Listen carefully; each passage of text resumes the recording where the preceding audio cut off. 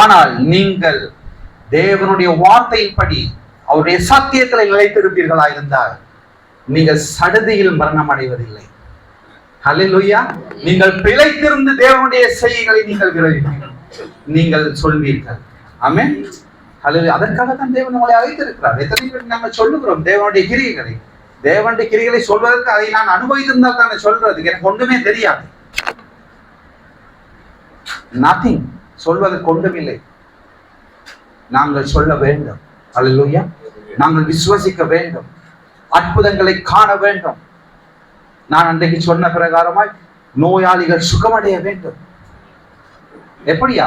தேவனுடைய வார்த்தைகளை ஒருவன் கை கொள்ளும் பொழுது அவனுக்குள்ளே அந்த வார்த்தையின் வல்லமை கிரியை செய்யும். ஆமென். பரிசுத்த ஆவியானவர் அங்கே உங்களுக்காக காத்திருக்கிறார் அற்புதங்களை செய்ய முடியாது.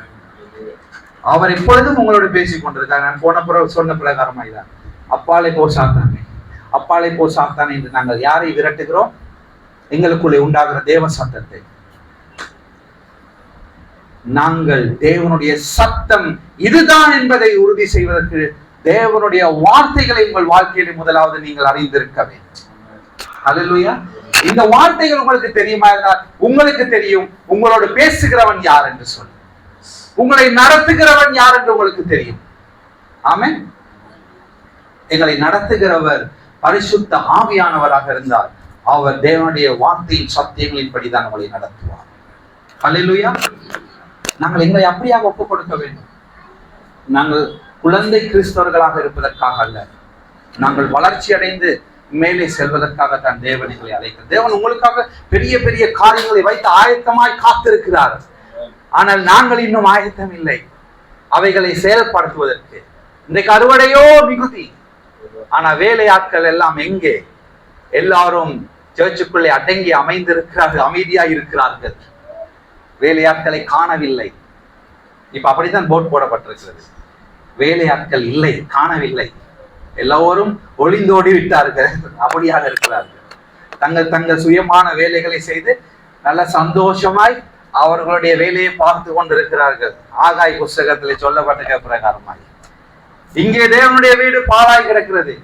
நீங்கள் என்ன செய்கிறீர்களா? சொகுசாக உங்களுடைய வீட்டிலே ஹாயாய் அமர்ந்து உங்களுடைய வேலைகளை அழகாய் ரோஸ்டர் போட்டு காலையில் நாங்கள் சமைக்க வேண்டும், மத்தியானம் பிள்ளையை பார்க்க வேண்டும், பின்னேரம் புருஷனை பார்க்க வேண்டும். இப்படியாக உங்களுடைய குடும்ப வாழ்க்கையை நீங்கள் மிகவும் பிஸியாகி இருக்கிறீர்கள். ஸோ அங்கெங்கே தேவனுக்கு நோ டைம். எப்பயாச்சும் ஒரு முறை ஃப்ரீயா இருந்தா தான் அந்த அற்புதம் செய்திருக்கிறாங்க. அப்படி இது ஒரு கஷ்டம். உங்களுக்கு டைம் இல்லை. I am so busy. என்னத்துல பிஸி? வீட்டில் பிஸி, பிஸ்னஸ்ல பிஸி, ஸ்டடீஸ்ல பிஸி. ஸோ இந்த உலகமே இன்றைக்கு ரொம்பவும் பிஸியாக ஓடிக்கொண்டிருக்கிறது. பிஸியான உலகத்துக்குள்ளே நாங்கள் காணப்படுகிறோம். அப்படியானால் தேவனுடைய ராஜ்யத்தை கட்டுவது யார்? அடுத்த சர்ச்சில் 2 பேர் பாஸ்டர் வச்சிருப்பாரு பாருங்க, சுவிசேஷ ஊழியத்துக்காக 2 பேர். நாங்க தான் சுவிசேஷ ஊழியத்தை டைமுக்கு காணிக்க போட்டுருவோமே, அவங்க 2 பேரும் போய் செய்வாங்க. அப்ப எங்களுக்கு கொடுக்கப்பட்ட பொறுப்பை யார் செய்யும்? தேவன் அவர்களை அல்ல, உங்களை அழைக்கிறார். அவர் உங்களை தெரிவு செய்திருக்காருக்காக, அவருடைய ராஜ்யத்துக்காக. நாங்கள் நினைத்து கொண்டிருக்கோம் நம்மளுடைய வேலை சண்டே வந்தோம், குடும்பத்தோடு அமர்ந்திருப்போம், புத்தகத்தை திறப்போம், சில நேரத்தில் வர முடியாது, வீட்டிலே நல்லா தூங்குவோம். இப்படியாக நினைத்த நேரங்களிலே தேவனை தேடுவோம். அது தேடுறதுல தேவனை பார்க்க வருவோம், தேவனை தேடுவதில் தேவனை பார்க்க வருவோம். அவ்வளவு தூரம் ஆயிடுச்சு. வெளிப்படுத்தல் புத்தகத்தில் சொல்லப்பட்டிருக்கிறது, ஆதியில் கொண்ட அன்பை நீ விட்டு விட்டாய் என்று உன் பேரில் எனக்கு ஒரு குறைவுண்டு. தேவனுடைய இருதயம் உன்னை குறித்து குறைவாய் பார்த்து கொண்டிருக்கு. ஏன் பார்த்து கொண்டிருக்கிறது என்றால் அந்த அன்பை காணவில்லை. அந்த அன்பு எங்கே? அந்த அன்பு இங்கே இருக்கிறது, பாடலிலே இருக்கிறது. அன்பு கூறு இமோஷன் ஆயிரும், இன்னும் அதிகமாய். அப்படியே இது emotion, it's not a spirit. ஆவி இருக்குமாயிருந்தால் வார்த்தை இருக்கும். அல்லேலூயா. ஆவி இருக்குமாயிருந்தால் வார்த்தை இருந்தே ஆக வேண்டும். இதுதான் கோட்பாடு. நீங்க இமோஷனலா என்ன பாடலாம்? இந்த உலகத்தில் இருக்க பாடுறது இன்னும் இமோஷனலாக பாடுகிறார்கள்.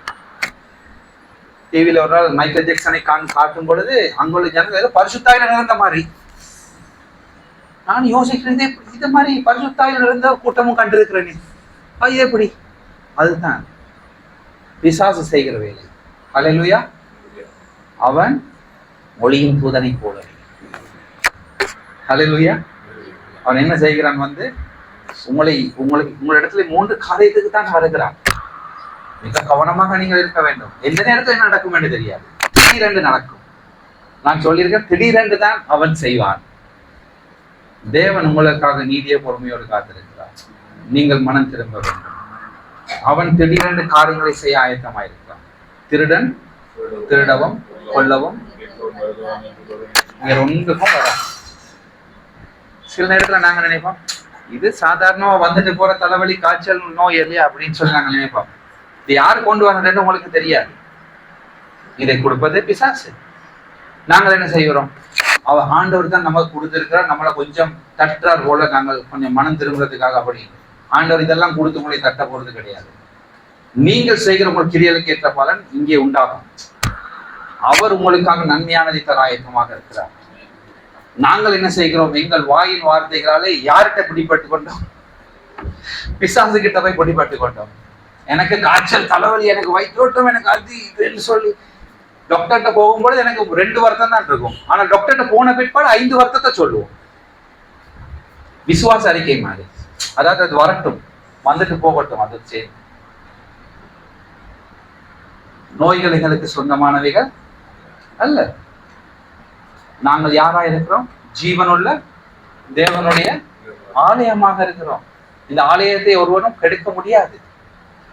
நீங்கள் எப்படி இந்த நோய்களை உங்கள் வாழ்க்கையில அழகாக அனுபவித்துக் கொண்டிருக்கிறீர்கள் என்று தெரியவில்லை. நோய் எங்களுக்கு சொந்தமானது அல்ல. இதில் நீங்கள் மிகவும் உறுதியாக இருக்க வேண்டும். இன்றைக்கு உலகத்தில் இருக்கிற ஜனங்கள் மத்தியில் இருக்கிற நோயை விட உள்ள இருக்கிற ஜனங்களுக்கு தான் நோய் அதிகமாக இருக்கிறது. ஆமென். ஏனென்றால் நாங்கள் இன்னும் விசுவாசத்தில் ஜெயம் பெற பழகவில்லை. இங்கே நாங்கள் 1 யோவான் புத்தகத்திலே நாங்கள் இன்னும் சில வார்த்தைகளை நாங்கள் வாசிக்கலாம்.